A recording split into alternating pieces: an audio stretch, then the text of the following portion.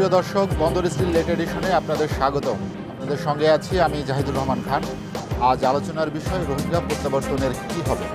দর্শক, আজ আলোচনার জন্য আমার সঙ্গে স্টুডিওতে আছেন সাবেক রাষ্ট্রদূত মোহাম্মদ শফিউল্লাহ, বাংলাদেশ সুপ্রিম কোর্টের আইনজীবী এবং বাংলাদেশ হিউম্যান রাইটস ব্যুরোর মহাসচিব ডক্টর মোহাম্মদ শাহজাহান, এবং আমাদের সঙ্গে ভার্চুয়ালি যুক্ত হবেন রাজশাহী বিশ্ববিদ্যালয়ের আইন বিভাগের সহকারী অধ্যাপক শিবলি ইসলাম। আপনাদের তিনজনকেই আমাদের আলোচনায় স্বাগত জানাচ্ছি। আলোচনার শুরুতে আমি মোহাম্মদ শফিউল্লাহ আপনার কাছে যেতে চাই। আমরা রোহিঙ্গা প্রত্যাবর্তনের বিষয়টি আজ আলোচনায় নিয়ে এসেছি। সেটি আপনি জানেন যে মিয়ানমারের সামরিক বাহিনী ক্ষমতা দখল করার পর সেখানে পরিস্থিতি অনেক জটিল আকার ধারণ করছে, এক ধরনের অস্থিরতা তৈরি হয়েছে। আন্তর্জাতিক বিশ্বেও দুই ভাগে বিভক্ত হয়েছে। আমরা যদি চীনের ভূমিকা দেখি, তারা মিয়ানমারের পক্ষে অবস্থান নিয়েছে। মার্কিন যুক্তরাষ্ট্র সহ জাতিসংঘ অন্য অন্য সংস্থাগুলো তাদের বিরুদ্ধেই অবস্থান নিয়েছে। এই অবস্থায় আসলে রোহিঙ্গা প্রত্যাবর্তনের বিষয়টা কি কোনো অনিশ্চয়তা তৈরি হলো কিনা বা এটি ঝুলে গেল কিনা? ধন্যবাদ। আমি আপনাকে তার আগে একটু ব্যাকগ্রাউন্ডটা দিয়ে দিই। জি। যে বিগত 5 বছর সামরিক বেসামরিক দলের মধ্যে ভাগাভাগির ভিতর দিয়ে মিয়ানমার শাসিত হয়েছে।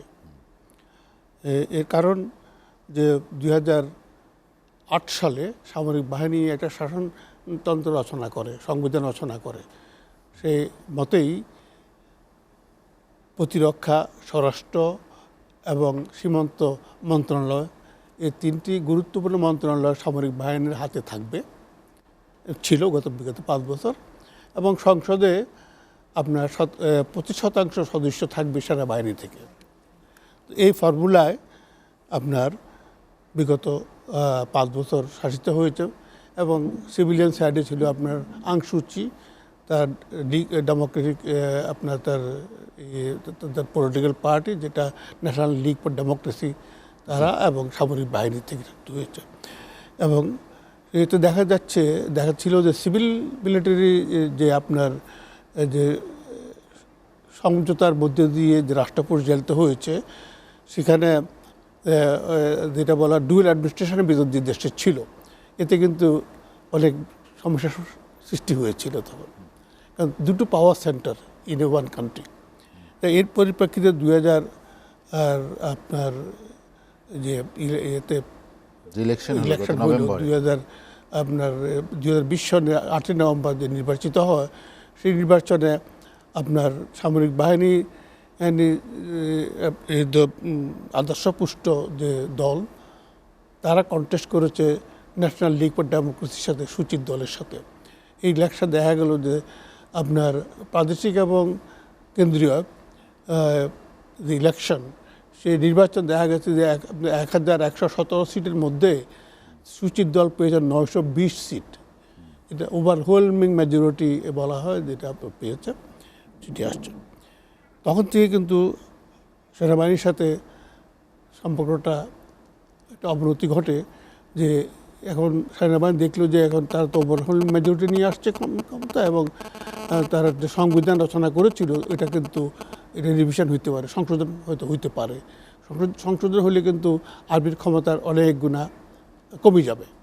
ইভেন যে ভোট পেয়েছে, সেই ভোটে দেখা যাচ্ছে যে সুচির দল ক্রমাগতভাবে জনগণের কাছে অনেক গ্রহণযোগ্য হয়েছে এবং সে মেজরিটি পেয়ে ছিল। আর এখন তিনি ওভারওয়েলমিং মেজরিটি উনি পার্লামেন্টে উনি আসছেন। এতে তাদের ক্ষমতার যে বলয় সেটা কিন্তু কমে আসবে। এটা একটা পরিপ্রেক্ষিত। আর একটা পরিপ্রেক্ষিত হলো যে আর্মিতে মোটামুটি একটা ট্রেডিশন হয়ে গেছে, রিটায়ারিং আর্মি জেনারেল যে স্টাফ, সে প্রেসিডেন্ট হয়। তো এখন ইনি যে আছেন, উনি জুনে রিটায়ার করবেন, তো ওনার কী হবে? এ নিয়ে সুচির দলের সাথে আর্মির 2 মাস থেকে অনেক আলোচনা হয়েছে।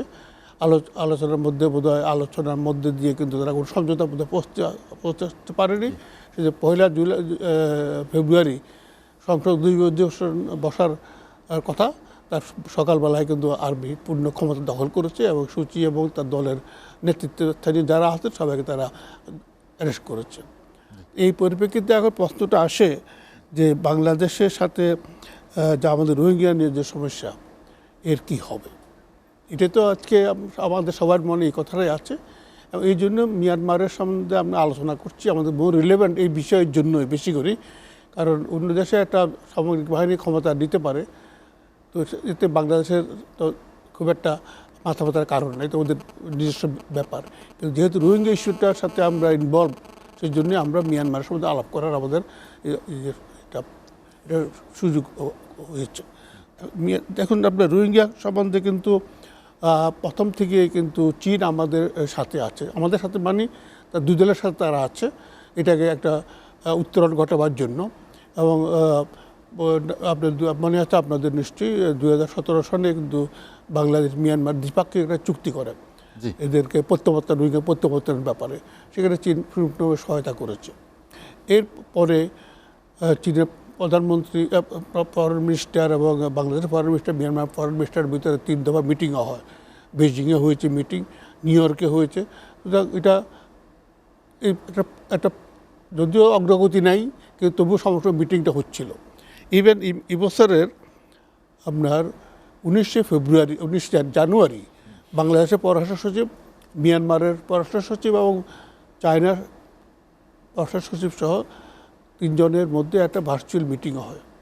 এবং মিটিংয়ের ফলশ্রুতিতে এই সপ্তাহে আর একটা মিটিং হওয়ার কথা, আর একটু নিচে লেভেলে, লজিস্টিক্স লেভেলে, টেকনিক্যাল লেভেলে এর মোডালিটি কী হবে, কতটুকু কীভাবে আরম্ভ করবে। কারণ ইতিমধ্যে বাংলাদেশ 8 লক্ষ রোহিঙ্গার তালিকা মিয়ানমারকে হস্তান্তর করেছে।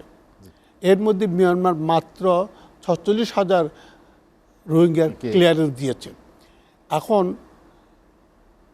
এই যে এই 46,000 দেওয়ার যারা কথা, বোধহয় সে নিয়ে কথাবার্তা চলছিল। এর মধ্যে 1 ফেব্রুয়ারি থেকে যখন আর্মি সম্পূর্ণভাবে ক্ষমতা দখল করেছে, এখন এর ভবিষ্যৎ কী? জি স্যার, আপনার কাছে আবার আসবো আমি। আবার এসে ভবিষ্যৎ হলো যে এই সপ্তাহে যে মিটিংটা হওয়ার কথা ছিল সেটা হবে কি না। আমাদের পররাষ্ট্র সচিব কালকে বলেছেন এটা নিয়ে সংশয় আছে, হবে কি হবে না। এটা যদি হয় তাহলে আমরা বুঝবো যে প্রসেসটা এখন অন করা আছে। আর যদি প্রসেস এটা মিটিং না হয় তাহলে অন্য একটা সিগন্যাল আমরা পাবো। মোহাম্মদ শফিউল্লাহ, আপনার কাছে আবার আসবো আমি। ডক্টর মোহাম্মদ শাহজাহান, যেটি মোহাম্মদ শফিউল্লাহ বলছিলেন যে সুশীর জনপ্রিয়তাই মনে হলে একটি কাল হয়ে দাঁড়িয়েছে, যে তাদেরকে আর সেনাবাহিনী সে দেশে সহ্য করতে পারছিল না। আসলে সেখানকার পট পরিবর্তনে কি আমাদের রোহিঙ্গা প্রত্যাবর্তনের বিষয়ে কোনো প্রভাব পড়বে কিনা? ধন্যবাদ জাহিদ ভাই আপনাকে এবং আপনার মাধ্যমে এসএ টিভির দর্শক শ্রোতাদের এবং যারা এই অনুষ্ঠান দেখছেন দেশ বিদেশ থেকে। শফিকুল্লাহ ভাই যথার্থই বলেছেন এবং যেই এক্সপ্লেনেশনটা উনি দিয়েছেন এটার সাথে আমি একমত, apart from a few points.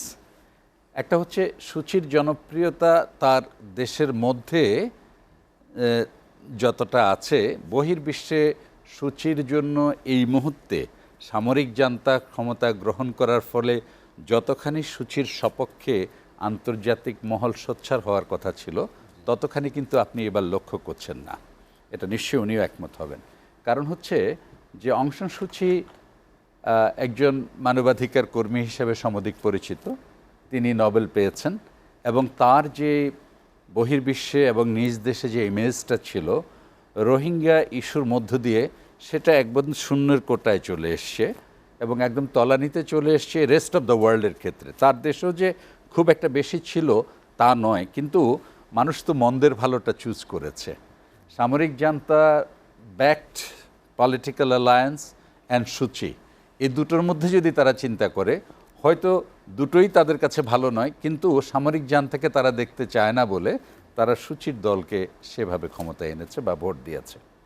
এখন প্রশ্ন হচ্ছে দুভাবে। একটা হচ্ছে যদি আপনি ধরে যান যে তাহলে রোহিঙ্গা প্রত্যাবর্তন ইস্যুটার কি হবে, আমি সেটাতে একটু পরে আসছি, 1 মিনিটে। প্রথমে বলি যে এই মুহূর্তে আপনি একটা কথা বলেছিলেন যে প্রাচ্য এবং পাশ্চাত্য দুভাগে ভাগ হয়েছে এবং এই দুভাগের ভাগটা যা হয় ডিপ্লোম্যাটিক্যালি বহিঃপ্রকাশ তো ঘটেই।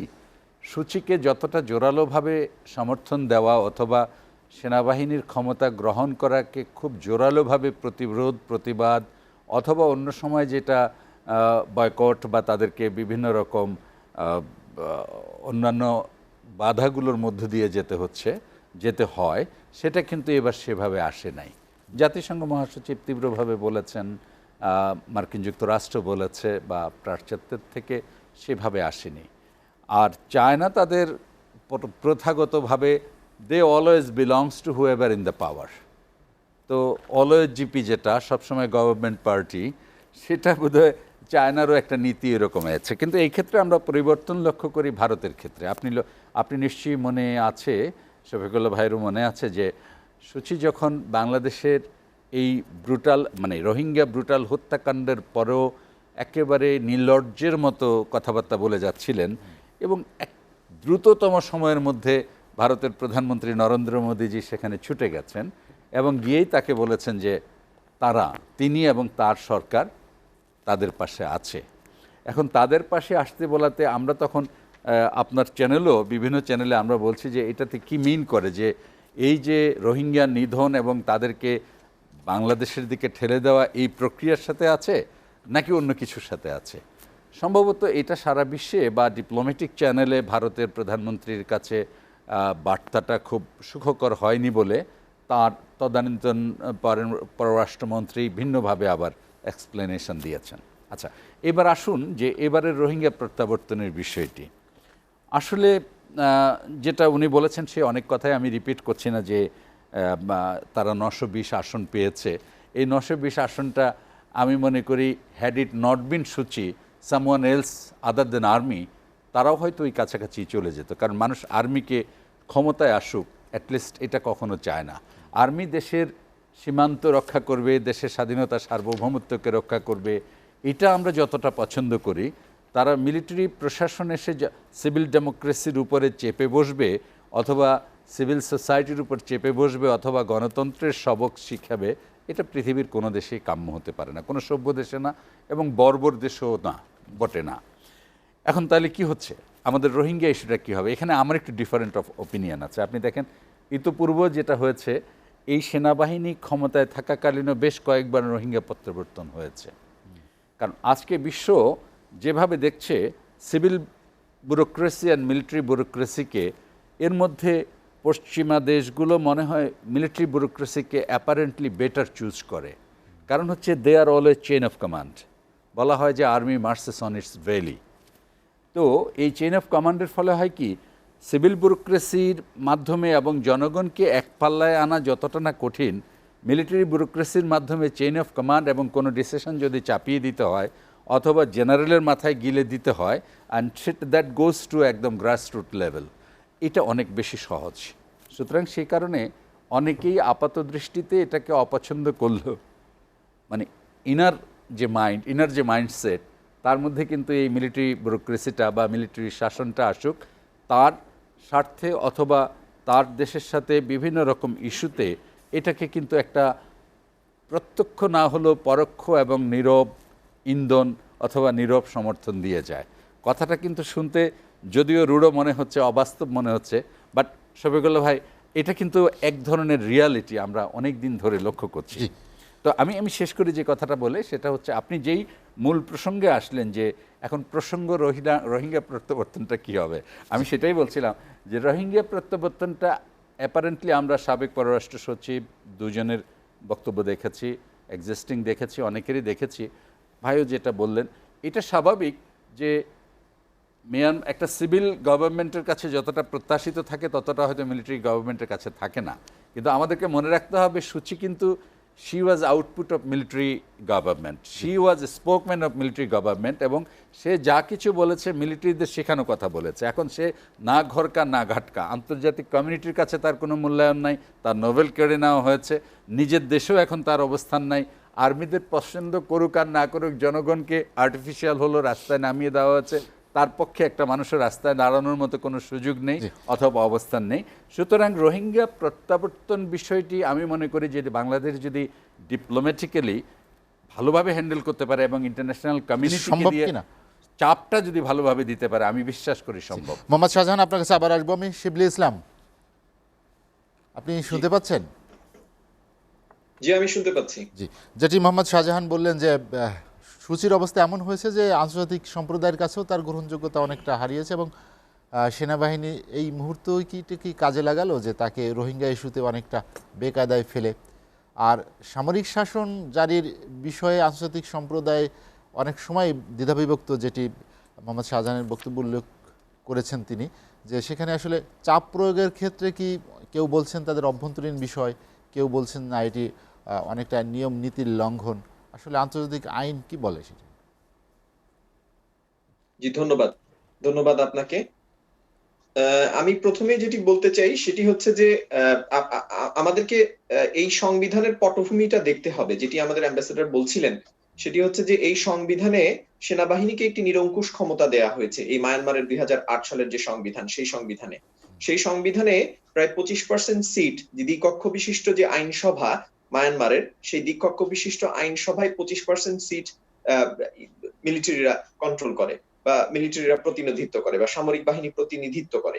এবং শুধু তাই নয়, এই যে দুইজন ভাইস প্রেসিডেন্টের মধ্যে একজন ভাইস প্রেসিডেন্টকে একজন সার্ভিং মিলিটারি অফিসার সেই ভাইস প্রেসিডেন্টের দায়িত্ব পালন করেন। পররাষ্ট্র, স্বরাষ্ট্র এবং প্রতিরক্ষা মন্ত্রণালয়েও তারা প্রতিনিধিত্ব করেন। একজন সার্ভিং মিলিটারি অফিসার সেখানে ক্যাবিনেটে প্রতিনিধিত্ব করেন বা মন্ত্রী হিসেবে দায়িত্ব পালন করেন। সুতরাং এটি একটি এক্সট্রাঅর্ডিনারি কনস্টিটিউশন আমাদের সবার কাছেই। কারণ এটাই যে দেখা যাচ্ছে যে শতকরা ২৫% সামরিক বাহিনী শাসিত একটি গণতন্ত্র। তো গণতন্ত্র যত খারাপই হোক, গণতন্ত্রের উন্নয়নের জন্য আরো বেশি গণতন্ত্রায়ন দরকার। সামরিক শাসন বা মিলিটারি কুপ কোনোভাবেই গণতন্ত্রের বিকাশ ঘটাতে পারে না।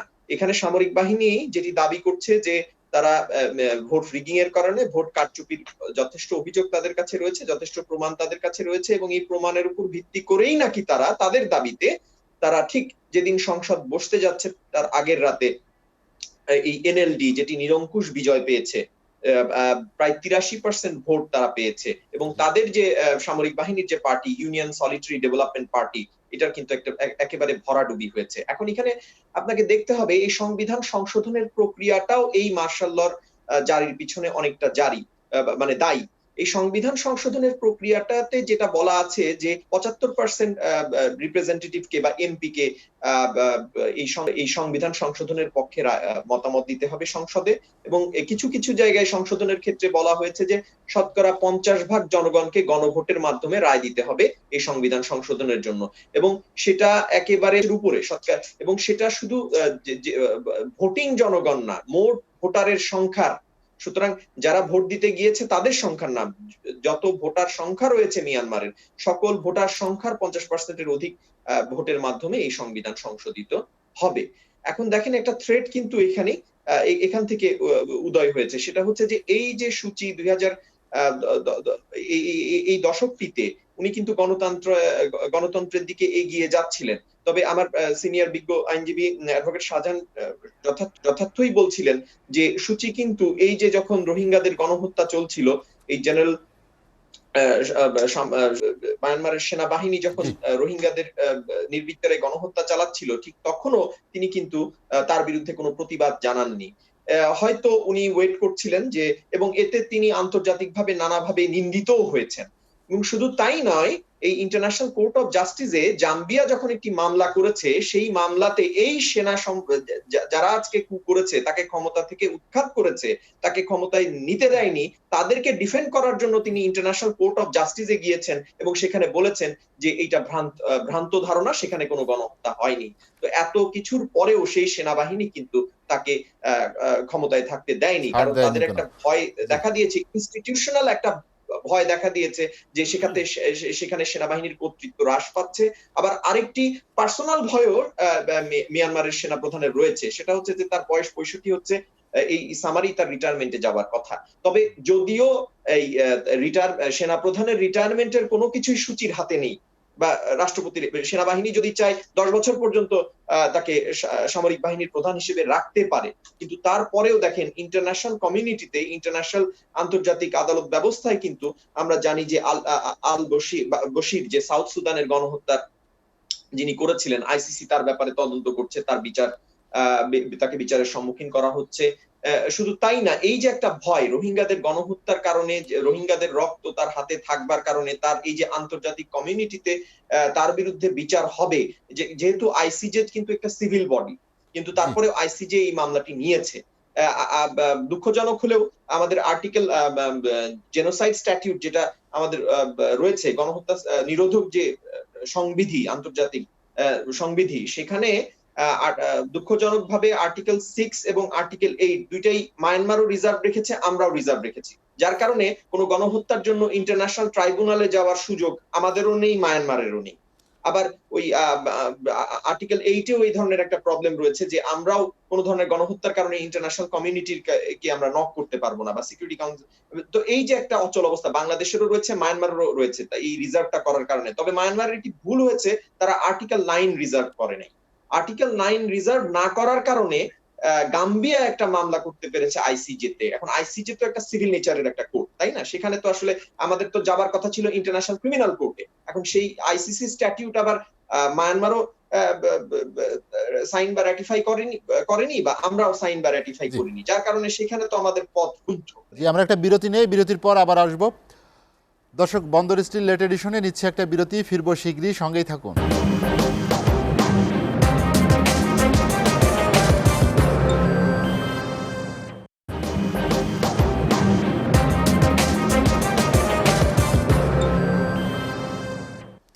দেখছেন এসএটিভির রাতের আয়োজন বন্দর স্টিল লেট এডিশন। বিরতির পর আমরা আবারও ফিরছি আলোচনায়। মোহাম্মদ শফিউল্লাহ, যেটি ডক্টর মোহাম্মদ শাহজাহান বললেন যে কূটনৈতিক প্রচেষ্টা যদি জোরদার করা হয় তাহলে সম্ভব রোহিঙ্গা প্রত্যাবর্তন বিষয়টি আরও সহজ করার। আসলে কি কতটা সহজ সেটি? যেহেতু আগে এক্সাম্পল ছিল। Thank you. গত রাত্রি কিন্তু জাতিসংঘের নিরাপত্তা পরিষদে একটা অধিবেশন হয়ে গেছে। এটা ছিল ক্লোজ ডোর অধিবেশন। সুতরাং এই সম্বন্ধে যতটুকু খবর আমরা গণমাধ্যমে পেয়েছি, এতে বলা হয়েছে যে 15 জন সদস্য তো আছেন নিরাপত্তা পরিষদে, এর 5 জন তো পার্মানেন্ট সদস্য, ওদের ভিটো পাওয়ার সহ। এর মধ্যে একটা জয়েন্ট স্টেটমেন্ট ইস্যু করার কথা ছিল, কিন্তু এটা সবাই একমত হতে পারেনি। একমত হতে না পারাতে সেই জয়েন্ট স্টেটমেন্টটা ইস্যু হয়নি। 1 2 নম্বর হলো আপনার চীন ও রাশিয়া, তারা বলেছে তারা আরও সময় চাচ্ছে, তারা আরও সময় চেয়েছে ওরা। 3 নম্বর হলো যেখানে জাতিসংঘের রিপোর্টার মিয়ানমারের উপরে উনি বক্তব্য রেখেছেন। তিনি বলেছেন যে বাংলাদেশে তো আছে 7-8 লাখ, তো আসতেই পরে, আগে তো 11 লাখ সব মিলিয়ে, বাকি 6 লক্ষ রোহিঙ্গা এখনও মিয়ানমারে আছে। এর মধ্যে 1,20,000 আছে ক্যাম্পে। ওদের কি হবে? এই পরিবর্তনের মধ্যে দিয়ে ওদের ভাগ্যে কি আছে? ওরা আরও নিষ্পেষিত হবে, না তারা নিষ্পেষণ ভোগ না করতে পেরে বাংলাদেশের দিকে রওনা হবে আবার? That is very big issue before the world, United Nations and Bangladesh. আমরা তো বলছি যারা আমাদের দেশে আছে ওদের কী করে পাঠাবো, কিন্তু আর একটা যে ঢেউ আসবে না, সেটা তো আমাকে আশ্বস্ত হতে পারছে না, বরং আশঙ্কা করছে জাতিসংঘ এদেরকে নিয়ে। আমাদের যে যাদের কথা আপনি বলছেন বাংলাদেশে, ওদেরকে আমরা কী করে পাঠাবো বা ডিপ্লোম্যাটিক প্রচেষ্টা কীভাবে আমরা চালাবো। তো এখন দেখেন, ডিপ্লোম্যাটিক প্রচেষ্টা যেটা আছে, প্রত্যেকটা একটা লিমিটেশনস আছে।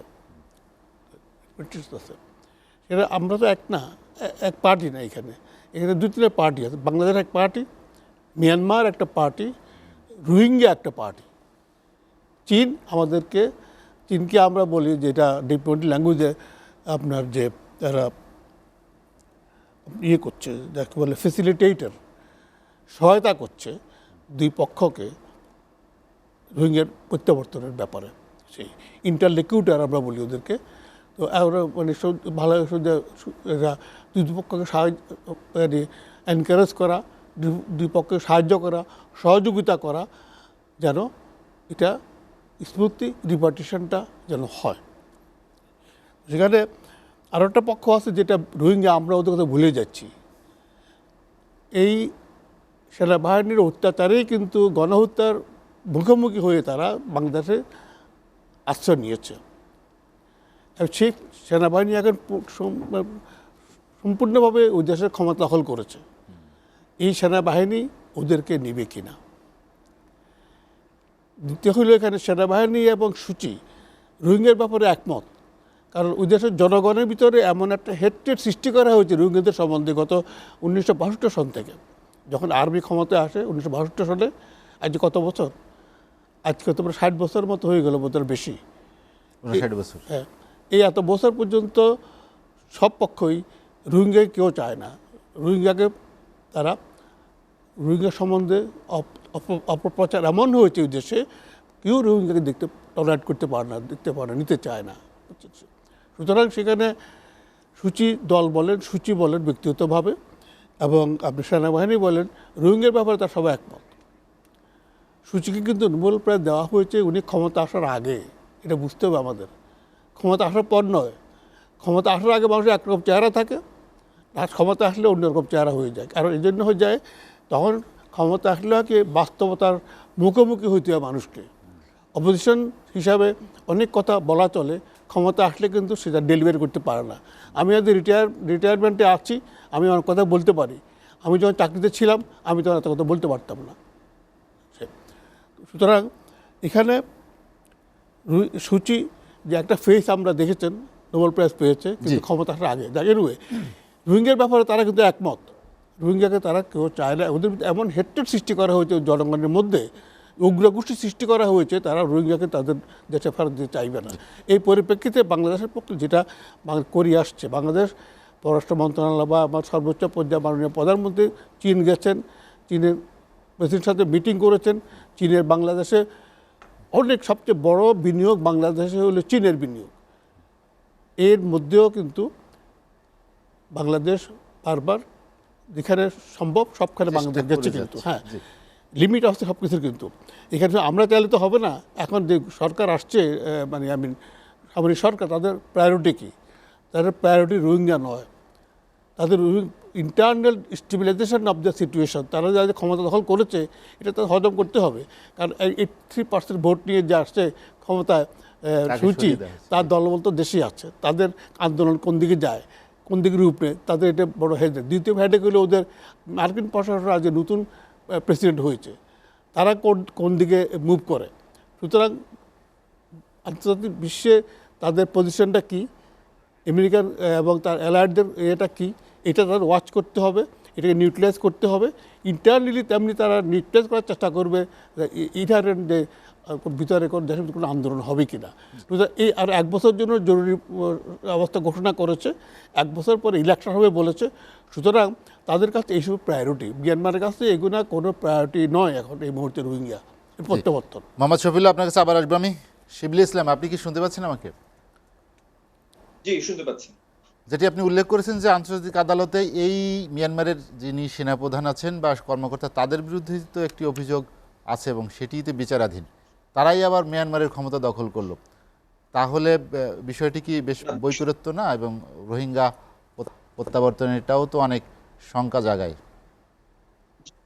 জি, ওই শঙ্কা থেকেই বোধহয় কালকের কু। কারণ হচ্ছে কি, বিষয়টা খুবই জটিল আকার ধারণ করলো। কারণ হচ্ছে যে আমরা যদিও আইসিজি তে গিয়েছে, তবে আইসিজি কিন্তু একটা সিভিল ন্যাচারের কোর্ট, এটা যাওয়ার কথা ছিল ইন্টারন্যাশনাল ক্রিমিনাল কোর্টে। কিন্তু দুঃখজনকভাবে না বাংলাদেশ না মিয়ানমার আমরা কেউই আইসিসি স্ট্যাটিউট সই করি নাই বা রাটিফাই করি নাই। যার কারণে এই মামলাটা আইসিজে তবুও এই মানবাধিকারের প্রতি সম্মান রেখেই বা জেনোসাইড কনভেনশনের উপরে সম্মান রেখেই বা সর্বোত্তক মানবাধিকার সংরক্ষণের সর্বাত্মক প্রচেষ্টার স্বার্থেই এই মামলাটি নিয়ে 4টি দিক নির্দেশনাও দিয়েছে। এবং সেখানে তারা বলেছে যে কমপ্লায়েন্স অফ দ্য ট্রিটি এর মাধ্যমে, আমার মনে হয় আমার সিনিয়র অ্যাডভোকেট শাহজাহান ভাই ভালো জানবেন যে গোল্ডেন ইন্টারপ্রিটেশন করে এই মামলাটি তারা নিয়েছে। তো এই যখন অবস্থা, এখন আইসিসি যেটা আপনি বলছেন যে আমাদের রোহিঙ্গা ক্রাইসিসে তো আমরা চাই সমাধান, এবং সেখানে একটি গণহত্যা হয়েছে, জেনোসাইড হয়েছে, এবং ইউএন এর কমিটিও সেটা বলছে যে সেখানে একটা জেনোসাইড হয়েছে, এবং এই গণহত্যার বিচার আমরা আন্তর্জাতিকভাবে চাই, এবং রোহিঙ্গারা যেন তাদের আবাসস্থলে ফিরে যেতে পারে। এবং সেই 1982 সালে যে নাগরিকত্ব আইনের মাধ্যমে তাদেরকে নাগরিক হিসেবেই তো মায়ানমার আর স্বীকার করে না, তাদের ভোটাধিকার কেড়ে নেওয়া হয়েছে। তো এই যখন তাদের অবস্থা, সেখানে আন্তর্জাতিক কমিউনিটি সেটাতে কি করতে পারে, বা আন্তর্জাতিক আইনে কি বা রেমেডি রয়েছে। যেমন ধরেন সিকিউরিটি কাউন্সিল এখানে একটি বড় ভূমিকা পালন করবে, কিন্তু আমাদের অ্যাম্বাসেডর শফিউল্লাহ কিন্তু খুব পরিষ্কারভাবেই বলেছেন যে সিকিউরিটি কাউন্সিলের বর্তমান অবস্থা, যে রাশিয়া এবং চায়না তারা আসলে আমাদের যে ভেটো, আমাদেরকে যে এই যে বিগ পাওয়ার্স, 5টি ভেটো ক্ষমতাধারী যে রাষ্ট্র, ভেটো প্রদানকারী যে রাষ্ট্র, ভেটো প্রদান করার ক্ষমতা যাদের রয়েছে, তাদেরকে পারসিভ করতে হবে বাংলাদেশ গভর্নমেন্টকে। এবং আমরা এবং আপনি তো জানেনই যে বাংলাদেশ সরকার কিন্তু ক্রমাগত চেষ্টা করছেন, যেটা অ্যাম্বাসেডর শফিউল্লাহ বললেন, যে 19 তারিখে যে মিটিং ছিল সেখানে 8 লাখ রোহিঙ্গার একটা লিস্ট দেওয়া হয়েছে। মায়ানমার শুধুমাত্র 42 জনকে ভেরিফাই করেছে। এখন এখানে আশার বাণীও রয়েছে। সেটি হচ্ছে যে এই সামরিক সরকার হয়তো চাইবে এই স্বীকৃতি আদায় করবার জন্য যে হ্যাঁ, আমরা রোহিঙ্গাদের ফেরত নেব, রোহিঙ্গারা আমাদের দেশে আসতে পারে, আমরা তাদেরকে ভেরিফাই করব। কিন্তু তারপরেও সেটি হয়তো এই স্বীকৃতির জন্যই, কারণ অর্থনৈতিক নিষেধাজ্ঞা একটি বড় বাধা একটি দেশ পরিচালনার ক্ষেত্রে। আপনি জানেন যে সিকিউরিটি কাউন্সিলের যারা পার্মানেন্ট মেম্বার, তার মধ্যে আমেরিকা বা যুক্তরাজ্য, তারা হয়তো আমাদের পাশে থাকবে যেহেতু তারা গণতন্ত্রের জন্য কথা বলে। কিন্তু তারপরেও রাশিয়া রয়েছে, চায়না রয়েছে, এবং আমরা জানি যে সিকিউরিটি কাউন্সিলে চায়না একটি পরম বন্ধু মায়ানমারের, এবং মিয়ানমারের একটা বড় ইনভেস্টমেন্ট রয়েছে চায়নাতে। এবং আরেকটি বড় ব্যাপার হচ্ছে 2010 সালে যে ক্রমাগত চাপের মাধ্যমে ইয়াঙ্গুন বিশ্ববিদ্যালয়ের ছাত্র, বৌদ্ধ ভিক্ষু জনতার ক্রমাগত সংগ্রামের কারণে যে এবং অর্থনৈতিক নিষেধাজ্ঞা, মুদ্রাস্ফীতি, অর্থনৈতিক দুরবস্থার মাঝে যে সরকার এই একটি লঘু গণতন্ত্র উপহার দিয়েছিল মায়ানমারের জনগণকে, সেই জি। পরিস্থিতি কিন্তু এই গত দশকে আর বিরাজমান নেই। কারণ চায়নার গত 10 বছরে অনেক ইনভেস্টমেন্ট রয়েছে ইয়াঙ্গুনে। আপনারা জানেন যে একটি পাইপলাইন, তেল এবং গ্যাসের পাইপলাইন যাচ্ছে বঙ্গোপসাগর হয়ে, আপনার যে পাইপলাইনটি যাচ্ছে চায়নাতে, সেটা মায়ানমারের ভিতর দিয়ে যাচ্ছে। সুতরাং স্ট্র্যাটেজিক্যালি চায়নার একটা বড় ইকোনমিক ইন্টারেস্ট রয়েছে, এবং যে কোনো ধরনের মোশন যদি সিকিউরিটি কাউন্সিলে পাস করতে হয় সেক্ষেত্রে it is very likely that China will give a veto. আবার আন্তর্জাতিক আইনে আর্টিকেল 27 বলাই আছে যে any nation will not interfere in any internal matter of a state until that very internal matter affects international peace and security. তো এইখানে definitely এই রোহিঙ্গারা বাংলাদেশে এসে এরা ইয়াবা ব্যবসার সাথে জড়িত, এরা আমাদের আইন শৃঙ্খলা বাহিনীর সাথে গোলাগুলি করছে। আমরা তো আমাদের মানবিকতার দৃষ্টান্ত আমাদের মাননীয় প্রধানমন্ত্রী দেখিয়েছেন। উনি বলেছেন যে আমরা ডেন্সলি পপুলেটেড একটা দেশ, আমরা আমাদের খাবার ভাগ করে খাবো। হ্যাঁ, কিন্তু তারপরেও আমরা ভাষান্তরে পাঠাচ্ছি। এখন এই বর্ষাকালে ভাষান্তরে কি পরিস্থিতির সৃষ্টি হবে, আমরা কিন্তু ডিপ্লোম্যাটিক যে প্রচেষ্টা সেটা কিন্তু ক্রমাগত ভাবে চালিয়ে যাচ্ছি। এখন এই 21 শতকে তো আর আপনি আশা করতে পারেন না উই উইল ইন্টারভিন মায়ানমার। তো সেই জায়গা থেকে তো সেটা তো ইউনাইটেড নেশনস চার্টারের 27 এর ভায়োলেশনও হবে। এখন সমাধান কি হতে পারে? সেটা হতে পারে যে সিকিউরিটি কাউন্সিল, যেটা মায়ানমারের সেনা শাসক ভয় পাচ্ছেন, সেটা হচ্ছে সিকিউরিটি।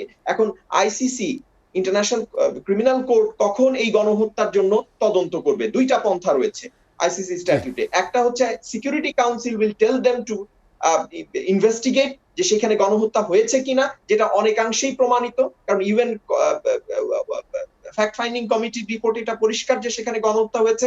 তখন আইসিসি প্রসিকিউটর সেটা তদন্ত শুরু করবেন। আরেকটি পন্থা হয়েছে যে প্রসিকিউটর সুমোটো নিজের থেকেই গণহত্যার তদন্ত শুরু করবেন। আমার মনে হয় যে ওই আল বাশিরের যে সাউথ সুদানের যে পরিণতি, সেই পরিণতির দিকে তাকিয়েই আমার মনে হয় যে মায়ানমার সেনা শাসক একটা ভয়ের কারণেই হয়তো। আপনার কাছে আবার আসবো আমি। জাহান, যেটি শিবুল ইসলাম বলছিলেন যে বিকল্প কি আসলে কি হতে পারে এর সমাধান, যেটি মিয়ানমারের যে অবস্থা তৈরি।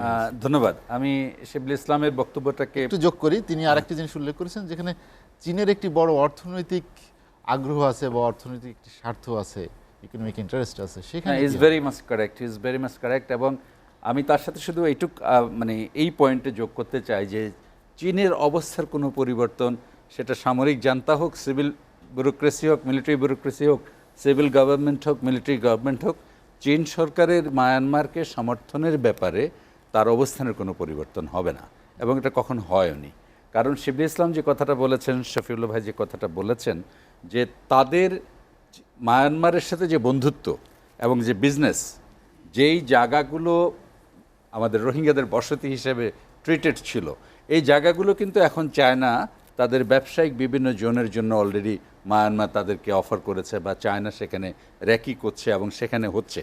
যেখানে তাদেরকে ফেরত নেওয়ার কথা, সেটা যখন এখনও আনসলভ রয়েছে, সেই জায়গাগুলোতে কিন্তু ব্যবসায়িক বিভিন্ন জোন তারা গড়ে তুলছে। আচ্ছা, আমি একটা প্রসঙ্গ দিয়ে শুরু করি। সেটি হচ্ছে যে একটা কথা বলা হয়েছিল, শফিউল্লাহ ভাই বলেছেন এবং আপনি সাপোর্ট করেছিলেন, যে একটা রাষ্ট্র পরিচালনায় যে সূচকগুলো, যেমন ধরুন human rights, good governance, rule of law, social justice, অথবা ডেমোক্রেসি, প্রত্যেকটা সূচক তো অত্যন্ত গুরুত্বপূর্ণ। একটা রাষ্ট্র কখনো এই সূচকগুলো ছাড়া, কোনো গণতান্ত্রিক রাষ্ট্র, সেটা মিলিটারি জান্তা হলে সেটা ডিফারেন্ট, গণতান্ত্রিক রাষ্ট্র কখনো চলতে পারে না।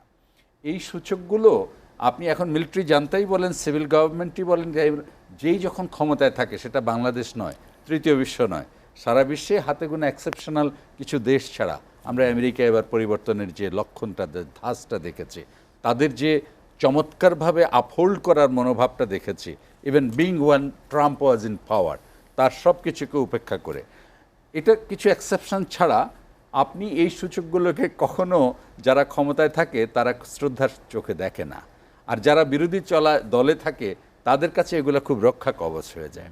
আপনি ধরেন এর সাথে আরও একটা জিনিস, উচ্চ আদালতও, গণতন্ত্র, মানবাধিকার, সুশাসন, আইনের শাসন, ডেমোক্রেসি, উচ্চ আদালত, বিচার ব্যবস্থা, সব কিছু কিন্তু যারা যখন বিরোধী দলে থাকে তাদের কাছে এক ধরনের রক্ষা কবচ, তারা তখন এগুলোর দিকে মুখিয়ে থাকে। কেয়ারটেকার কনসেপ্ট দেখেন, যে যখন ক্ষমতায় থাকে সে তখন কেয়ারটেকার কনসেপ্ট মানতে চায় না, সে যখন ক্ষমতার বাইরে চলে যায় সে তখন কেয়ারটেকার কনসেপ্টের জন্য মরিয়া হয়ে ওঠে। যাই হোক, সেটা ভিন্ন প্রসঙ্গ। আমি বলছি যে মায়ানমার কখনো এই সূচকগুলো, এটা সিভিল গভর্নমেন্ট আর মিলিটারি গভর্নমেন্ট ইন্টারন্যাশনাল ক্ষেত্রে অথবা এই যে প্রতিবেশীদের ক্ষেত্রে খুব একটা তোয়াক্কা করেনি। আচ্ছা, এখন যেটা শিবলি ইসলাম বলেছে, এই জায়গাটা আমি তার সাথে একমত যে মিলিটারি জান্তা দুটো কারণে, যেটা আমি প্রথমেই আমার বক্তব্যে শুরু করেছিলাম, যে এই প্রত্যাবর্তনটার আমরা আশাহত হওয়ার বোধহয় খুব বেশি কারণ নাই, যদি আমরা ডিপ্লোম্যাটিক রিলেশনে বা ডিপ্লোম্যাটিকভাবে খুব ভালো চাপ তৈরি করতে পারি। কারণ রোহিঙ্গা ইস্যুটা কিন্তু একটা আন্তর্জাতিক ইস্যু, বাণিজ্য যাই কিছু বলেন না কেন, এই যে তাদেরকে ভাষান্তরে এত চমৎকার অ্যাকোমোডেশন নেওয়া হচ্ছে, সেখানেও কিন্তু ইন্টারন্যাশনাল যে সমস্ত এনজিওরা যেখানে কাজ করছে তাদের ইঙ্গিতের অপেক্ষা অনেকে ছিল যাবে কি যাবে না।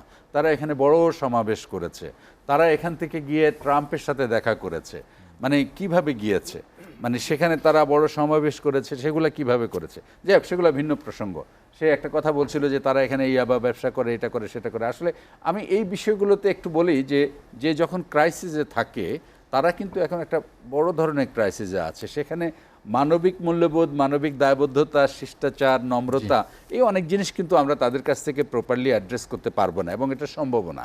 ধরেন তারা বিলো স্ট্যান্ডার্ড, লিভিং স্ট্যান্ডার্ড সব কিছু মিলে আমরা যতই হসপিটালিটি তাদের দেই না কেন, যতই আপ্যায়ন দেইনি কেন, একটা নিজের দেশের বাস্তুচ্যুত জাতি নিজ আবাসভূমি থেকে এসে এই প্রতিকূল অবস্থার মধ্য দিয়ে তারা যখন থাকছে, সুতরাং তাদের এক্সেপশনাল কিছু কর্মকাণ্ডের জন্য তাদের প্রতি আমাদের মানসিকতার একটা বৈরী আচরণ হবে, সেটাও আমি কখনো আশা করি না, এবং ইন্টারন্যাশনাল কমিউনিটিরও একটা হওয়া উচিত নয়। আফটারঅল তারা একটা বিশাল জনগোষ্ঠী, এবং যে বিপদের মধ্য দিয়ে, বিপদ সংকুল ট্রমাটিক সিচুয়েশনের মধ্য দিয়ে তারা বাংলাদেশে এসছে। একটা পরিবার দেখেছে, তার একটা মেয়ে দেখেছে তার পরিবারের 22 জনকে ক্রুয়ালি হত্যা করা হয়েছে, সন্তানের সামনে মাকে রেপ করা হয়েছে, বাবাকে কুচি কুচি করে কাটা হয়েছে। এই সামরিক জান্তাই তো করেছে, তারাই তো অস্বীকার করেছে। এখন ধরুন যে had it been some different issue, যে সূচি যদি এটাকে এসে মানে সে যদি এর বিরুদ্ধে অবস্থান নিত, আজকে আন্তর্জাতিক পরিমণ্ডলে সূচির জন্য যে শ্রদ্ধার জায়গাটা, অথবা তাদের বৈদেশিক নীতি, অথবা অন্য যে কোনো জিনিস, সেটাকে আমরা ডিফারেন্ট করে দেখতে পারতাম। এটা কিন্তু সূচির সময় যা ছিল এখনও তাই আছে। তবে হ্যাঁ, শফিউল্লাহ ভাই যে কথা বলেছেন এবং শিবলিও যা কথা বলেছেন, যে তাদের এই আসনগুলো, পার্লামেন্টে যে আসন, এখনও তো 400-র উপরে এমপি শুধু বন্দী আছেন, গৃহবন্দী আছেন, অন্যরা কোথায় আছেন এটাও জানা যাচ্ছে না।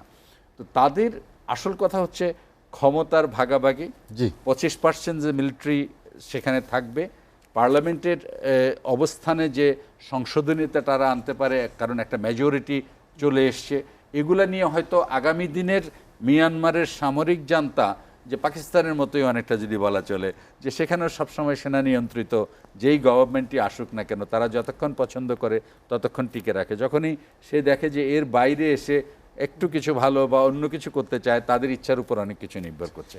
তো মায়ানমার, আমি 1 মিনিট শেষ করি, মায়ানমার যে অবস্থানটা নিচ্ছে, সেই অবস্থানটার মধ্যে এখন ডিপেন্ড করছে, আপনি সিকিউরিটি কাউন্সিলের কথাটা আমি শুধু বলছিলাম, সিকিউরিটি কাউন্সিলের কাছ থেকে তো আপনি সারা পৃথিবীতে যখনই যেখানে যা কিছু হয়েছে, আপনি কখনো আনএনিমাস ডিসিশন পাননি।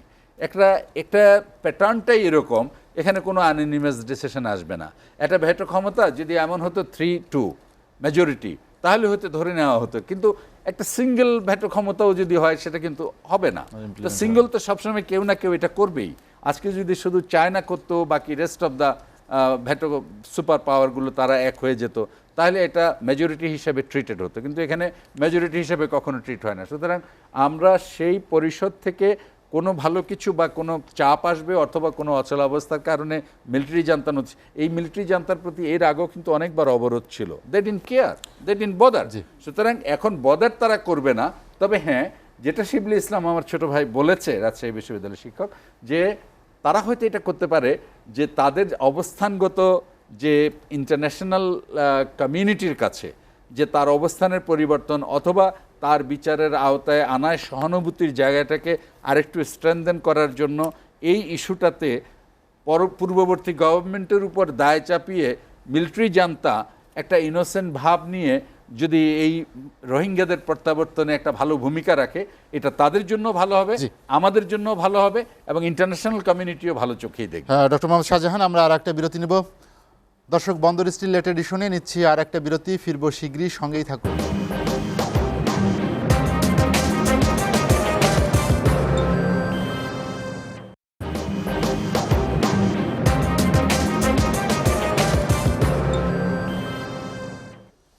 দেখছেন এসএটিভির রাতের আয়োজন বন্দর স্টিল লেট এডিশন। বিরতির পর আমরা আবারও ফিরছি আলোচনায়। মোহাম্মদ শফিউল্লাহ, যেটি খুবই গুরুত্বপূর্ণ একটি বিষয়, এর আগেও ডক্টর মোহাম্মদ শাহজাহান বলেছেন যে আমরা যাদের কূটনীতির উপর নির্ভর করি, বা অনেক সময় যেখানে এই রোহিঙ্গা প্রত্যাবর্তন আরও সহজ হবে, সেই পরাশক্তি যে পাঁচটি, তাদের সঙ্গে তো আমরা খুব বেশি কূটনৈতিক তৎপরতায় অগ্রসর হতে পারিনি। সেটার মূল কারণ কি? যে তারা আসলে কোনো অবস্থাতেই, যেমন চীন ভেটো দিচ্ছে মায়ানমারের যে কোনো প্রস্তাবে, কিন্তু ঠিক ততটা বিপরীতমুখী আরও বেশি অগ্রসর হওয়ার ক্ষেত্রে যে রাষ্ট্রগুলোর দায়িত্ব নেওয়ার কথা, সেটি কিন্তু হচ্ছে না। যেটি থাকতেছে সেটি বিবৃতি বা মুখোমুখি অনেকটাই। অ্যাডভোকেট শাহজাহান সুন্দরভাবে বলেছেন যে যে পাঁচজনের কাছে ভিটো পাওয়ার আছে, তাদের ভিতরে আবার ডেমোক্রেটিক্যালি না, একজনের হ্যাঁ না বললে বাকি পাঁচটা না হয়ে গেল, বুঝছেন? সুতরাং এটা ডেমোক্রেটিক হলো না, টু থ্রি হলে ডেমোক্রেটিক হতো, বুঝছেন? সুতরাং এটা বললাম না। আর সুপার পাওয়ার তাদের কথা বলছেন, প্রত্যেকের নিজস্ব ইন্টারেস্ট আছে, nation is guided by their own interest. সুতরাং এই যে পাঁচজন যে সিকিউরিটি কাউন্সিলের যে ভিটো পাওয়ার, বাংলাদেশ সবার সাথে বহুবার করেছে এবং এটা কন্টিনিউ চলছে, কিন্তু ন্যাশনাল ইন্টারেস্ট ওভার রাইডিং। একটা দেশ আপনাকে তখন সাহায্য করবে যখন তার ইন্টারেস্ট হাতে আসার পরে যদি বাকি কিছু থাকে, তখন উদ্বৃত্ত থাকলে আপনাকে দিবে। কিন্তু যার ন্যাশনাল ইন্টারেস্ট রয়ে গেছে সেখানে, ওতপ্রোতভাবে জড়িত মিয়ানমারের সাথে, সেখানে কেন তার নিজের ক্ষতি করে আপনাকে করতে যাবে, করবে না কেউ। সুতরাং আর Bangladesh itself is own limitations, প্রত্যেক দেশের লিমিটেশনস আছে, ডেমোক্রেসিরও লিমিটেশনস আছে, এটা আমাদের বুঝতে হবে। এখানে যে পয়েন্টটা অ্যাডভোকেট শাহজাহান বলছেন যে একটা, উনি আমার শিবলিও বলেছেন যে সেটা আমরা কয়েকদিন থেকে জাস্ট ওয়ান্ডারিং যে একটা টু আওয়ার্ড এ গুডউইল, তার টোকেন কিছু মানে কয়েক হাজার লোককে রোহিঙ্গাকে নিয়ে যাবে কিনা, 46,000 তো অলরেডি ক্লিয়ারেন্স দেওয়াই আছে, ওদেরকে নিয়ে যাবে কিনা, জাস্ট টোকেন গুডউইল, যে আমরা বিশ্বকে তারা দেখাচ্ছে যে হ্যাঁ আমরা হিউম্যান বিইং। একটা ঘটনার পরিপ্রেক্ষিতে আমাদের দেশ ত্যাগ করতে বাধ্য হয়েছিল, আমরা ওদেরকে ফেরত নিচ্ছি, আমরা প্রথমে এত লোকটা আমরা নিয়ে যাব, এটা বললে তো ইটস একটা মানে ইট ইজ মোরাল স্ট্রেংথে কথা বলা চলে, কিন্তু রিয়েলিস্টিক্যালি ওদের চিন্তাভাবনা কি এদিকে আছে, না তারা এখন তাদের ক্ষমতা কনসলিডেট করবে দেশি এবং বিদেশে তাদের পজিশন স্ট্রেংথেন করবে, এটা তার কাছে মোর ইম্পর্টেন্ট না just to earn A goodwill of few people, সেটা করবে। কিন্তু অপশন ইজ দেয়ার্স, বাট আমরা হোপ করতে আশা কি, এই কথা। ডক্টর মোহাম্মদ শফিউল্লাহ, আপনাকে অসংখ্য ধন্যবাদ। সাবেক রাষ্ট্রদূত মোহাম্মদ শফিউল্লাহ, আপনাকে অসংখ্য ধন্যবাদ আমার সঙ্গে আলোচনায় যোগ দেওয়ার জন্য। শিবলি ইসলাম, যেটি শফিউল্লাহ স্যার বললেন যে আসলে তারা কি রোহিঙ্গা নিয়ে কোনো চিন্তা করে কিনা, নতুন সরকার যারা সামরিক সরকার এসেছে মিয়ানমারে, তারা তাদের নিজের গ্রহণযোগ্যতা বাড়াবে এবং সেই গ্রহণযোগ্যতা বাড়ানোর ক্ষেত্রে কি রোহিঙ্গার বিষয়টি অগ্রাধিকার পেতে পারে কিনা তাদের কাছে? জি, ধন্যবাদ। আমি রোহিঙ্গা বিষয়টার আমার যে আশঙ্কা একটা রয়েছে যে তারা হয়তো স্বীকৃতি পাবার জন্য, কারণ অর্থনৈতিক অবরোধ কিন্তু একটি রাষ্ট্র চালানোর পথে একটি বড় বাধা। কিন্তু আমাদেরকে খেয়াল রাখতে হবে যে 10 বছর আগের মিয়ানমার আর এখন মিয়ানমারের মধ্যে আকাশ পাতাল তফাৎ। আপনি জানেন যে টনি ব্লিংটন অলরেডি বলেছেন যে রাজনৈতিক নেতাদের মুক্তি দিতে হবে, secretary state in United states. কিন্তু তারপরও আমেরিকা বা যুক্তরাজ্য বা ইউরোপিয়ান ইউনিয়ন যে নিষেধাজ্ঞা দিবে, সেই নিষেধাজ্ঞাতে আসলে মিয়ানমারের এই পরিবর্তিত পরিস্থিতিতে কিছুই যায় আসে না, কারণ তারা তাদের অর্থনীতি পুরোটাই এখন চায়না নির্ভর। তো সেই জায়গায় আমাদের যেটা করতে হবে, আমার কাছে মনে হয় যে সেটা চায়নাকে বুঝাতে হবে, কারণ এটা একটা ইন্টারন্যাশনাল ক্রাইসিস। আমি আমার বিজ্ঞ সিনিয়র কে বলতে চাই যে আমি কিন্তু আসলে বুঝাতে চাইনি যে তারা ইয়াবা খাচ্ছে বা ইয়াবার ব্যবসা করছে, আমাদের আইন শৃঙ্খলা, I am not accusing them, কিন্তু আমি যেটা বোঝাতে চাইছি যে সেটা আর্টিকেল 27 এ ইউনাইটেড নেশনস চার্টারে বলা আছে যে আমরা কোন দেশের অভ্যন্তরীণ বিষয়ে হস্তক্ষেপ করব না যতক্ষণ পর্যন্ত সেই অভ্যন্তরীণ বিষয় বিশ্ব শান্তি বিনষ্ট না করে। আইসিজে যখন এই মামলাটা গ্রহণ করেছে তখন কিন্তু এটা স্বীকৃত যেটা একটা অভ্যন্তরীণ বিষয় না, এটা বিশ্ব শান্তি নষ্ট করছে এবং এই রিজনটাকে, সাউথ এশিয়ান রিজনটাকে এই রোহিঙ্গারা ডিস্টেবিলাইজ করছে। সুতরাং এটি একটি বৈশ্বিক সমস্যা, এটি শুধু বাংলাদেশের সমস্যা না। সুতরাং আমাদের চায়নাকে বুঝাতে হবে, কারণ চায়না যতক্ষণ পর্যন্ত ভেটো দিবে ততক্ষণ পর্যন্ত সিকিউরিটি কাউন্সিল কোনো আমার মনে হয় যে ফলপ্রসূ পদক্ষেপ নিতে পারবে না। এখানে 10 লাখ চাইনিজ কাজ করে, আমাদের বড় বড় প্রজেক্ট গুলোতে চায়নার পার্টিসিপেশন আছে। সুতরাং চায়নাকে আমাদের কনভিন্স করতে হবে এই রোহিঙ্গা প্রত্যাবর্তনের ক্ষেত্রে বা রিপ্যাট্রিয়েশনের ক্ষেত্রে। এবং আমাদের মাননীয় প্রধানমন্ত্রী কিন্তু জেনারেল অ্যাসেম্বলিতে বলেছেন, জেনারেল অ্যাসেম্বলিতে রোহিঙ্গাদের পক্ষে কথা বলেছেন, তাদের গণহত্যার বিষয়ে কথা বলেছেন, তাদের প্রত্যাবর্তনের বিষয়ে কথা বলেছেন। এবং ওই এক পাকিস্তানের ইমরান খান এবং মাননীয় প্রধানমন্ত্রী, ওই পাকিস্তানের ইমরান খানও দেখবেন সবাই সবার স্বার্থ দেখে। ওই উইগুতে কিন্তু ওই চায়না যে গণহত্যা চালাচ্ছে ওই ইমরান খানের মুখ দিয়ে কোনো কথা বেরোয় নাই, কিন্তু আমাদের যাই হোক সৌভাগ্যবশত আমাদের রোহিঙ্গাদের কথা তিনি বলেছেন। সুতরাং বিভিন্ন বড় বড় ফোরামে এটি আলোচনা হচ্ছে এবং এটি আশার বাণী আমাদের। এবং আরো আমরা কিভাবে চাপ প্রয়োগ করতে পারি সে বিষয়ে যদি আপনি আমাকে প্রশ্ন করেন, এই সামরিক জান্তাকে আমরা কিভাবে চাপ প্রয়োগ করতে পারি, যেমন আইসিজি তে কিন্তু আর্টিকেল 62 তে বাংলাদেশের একটি মানে আর্টিকেল অনুচ্ছেদ 62 এর মাধ্যমে ওই বাংলাদেশের একটি পক্ষ হবার সুযোগ আছে। সুতরাং বাংলাদেশ ইন্টারন্যাশনাল কোর্ট অফ জাস্টিসের পক্ষভুক্ত হয়ে সেই মামলা চালাতে পারে এবং সেই মামলায় পক্ষ হতে পারে এবং তার যে অবস্থা সেটা ব্যাখ্যা করতে পারে। এবং একই সাথে আমাদের যে ইন্টারন্যাশনাল কমিউনিটি, সেই ইন্টারন্যাশনাল কমিউনিটিতে আমাদের যেতে হবে এবং তাদেরকে বুঝাতে হবে এবং ডিপ্লোম্যাটিক্যালি আমাদের পারসিউ করতে হবে। এবং এই 21 শতকে তো ইসলাম, আমাদের হাতে সময় কম, আলোচনা শেষ করতে হচ্ছে। আপনাকে অসংখ্য ধন্যবাদ আমার সঙ্গে আলোচনা যোগ দেওয়ার জন্য। ডক্টর মোহাম্মদ সাজি শিবিল ইসলাম বলছিলেন যে আমাদের আরও বেশি সক্রিয় হতে হলে আরও কিছু কৌশল অবলম্বন, যেটি আন্তর্জাতিক আদালতে যে বিচার হচ্ছে সেখানে দিয়ে চাপ প্রয়োগ করা যেতে পারে। শিবিল ইসলাম ইজ অ্যাবসলিউটলি কারেক্ট, আমি তার সাথে একমত হচ্ছি। এবং আমার এর সাথে অবজারভেশনটা হচ্ছে কি, যেমন সে যে কথাটা বারবার বলছে যে আইসিজেতে, ইন্টারন্যাশনাল কোর্ট অফ জাস্টিসে এখন যে আমাদের প্রক্রিয়াধীন রয়েছে, যে বিচারটা প্রক্রিয়াধীন রয়েছে, এইটার অবস্থানে বাংলাদেশকে অংশগ্রহণ বা পক্ষ হয়ে যে ভূমিকাটা পালন করার কথা সেটাকে জোরদার করা, এই জায়গায় আমিও একমত। যদিও আইসিসি হলে সেটা মাচ বেটার হতো, বাট স্টিল গাম্বিয়া যেটুকু দায়িত্ব নিয়ে যেটা করেছে, আমি তো মনে করি যে ইন্টারন্যাশনাল কমিউনিটির কাছে সূচিকে সেখানে নেওয়া, এই জেনারেলদের সবাইকে সেই আদালতে হাজির করা, তাদেরকে সেই আদালতের পক্ষ থেকে একটা জনমত তৈরিতে বিশাল ভূমিকা পালন করেছে। Whatever may be the consequences, ICJ আর আইসিসির মানে যদি আপনি ব্যালেন্স অফ পাওয়ারের কথা চিন্তা করেন যে কে কতখানি করতে পারছে, তার চেয়েও বড় হয়েছে আন্তর্জাতিক কমিউনিটিতে বাংলাদেশের একটা বিশাল নৈতিক জয় হয়েছে, মানে মায়ানমারের একটা বিশাল নৈতিক পরাজয় হয়েছে। এটা হলো নাম্বার ওয়ান। নাম্বার টু হচ্ছে যে ওই কথা আমিও বলি যে ধরেন তারা কিন্তু এখন ওই তাদের অর্থনৈতিক অবরোধ বা অন্য কোনো এই বিষয় নিয়ে অত চিন্তিত নয়, কারণ এরা অভ্যস্ত, ইউজ টু, এভাবে আগেও ছিল। এখন আরও বেটার অবস্থান তাদের, যে চায়না যে বিশাল সাপোর্ট তাদের প্রতি রয়েছে। আবার চায়না ধরেন আমাদের সাথেও খুব ভালো, আমরা তো সবসময় পূবে চলা নীতি, শফিউল্লাহ ভাই ভালো বলবেন যে পূবে চলা নীতিটাই তো আমাদের নীতি। তো পূবে চলাটা অনেক আগে থেকে আমাদের চলে এসছে। এখন আমরা আবার পূবে চলতে গেলে প্রতিবেশীদের সাথে কিছুটা সম্পর্ক বজায় রেখেই পূবে চলতে হয়। সুতরাং এই ডিপ্লোম্যাটিক যে অবস্থান, সেই অবস্থানে China is very important role আমাদের প্লে করছে। জাপানও আমাদের সাথে তো একেবারে দ্বিতীয় বিশ্বযুদ্ধের পর থেকেই জাস্টিস রাধা বিনোদের কারণে আমাদের সাথে খুব ওতপ্রোতভাবে জড়িয়ে আছে। চায়না হয়তো অতটা নেই জি। যতটা জাপান আনকন্ডিশনালি আমাদেরকে সবসময় সহযোগিতা করে যাচ্ছে, কিন্তু তারপরে চায়নার একটা নিজস্ব স্বার্থের কারণেই তারা বাংলাদেশকেও হাতছাড়া করতে পারছে না, আবার মায়ানমারকেও করছে ডক্টর না। মোহাম্মদ শাহজাহান, এই জায়গায় আমি শুধু জি। একটা কথাই বলি যে সেটা হচ্ছে বাংলাদেশকে এই সময় যেটা সবচেয়ে গুরুত্বপূর্ণ ভূমিকা পালন করতে হবে সেটা হচ্ছে ইন্টারন্যাশনাল কমিউনিটি তো রয়েছেই, চায়নার প্রতি বাংলাদেশের বা চায়নার কাছ থেকে বাংলাদেশের যে আদায় করে আনার বিষয়টা, এটা যত বেশি করা যাবে তত বেশি সামরিক জান্তার উপরও চাপ হবে, ইন্টারন্যাশনাল কমিউনিটিতে চাপ হবে, এবং আমাদের রোহিঙ্গা প্রত্যাবর্তন ইস্যুটাও আরও বেশি গুরুত্ব পাবে, এবং সামরিক জান্তা তাদের স্বার্থেই এই বিষয়টাতে তারা অগ্রাধিকার দেবে, তাদের অন্য কোনো ইস্যুটা ডক্টর মোহাম্মদ শাহজাহান, থাকবে না। হাতে সময় কম থাকে, আপনাকে অসংখ্য ধন্যবাদ। আমাদের আলোচনা শেষ করতে হচ্ছে।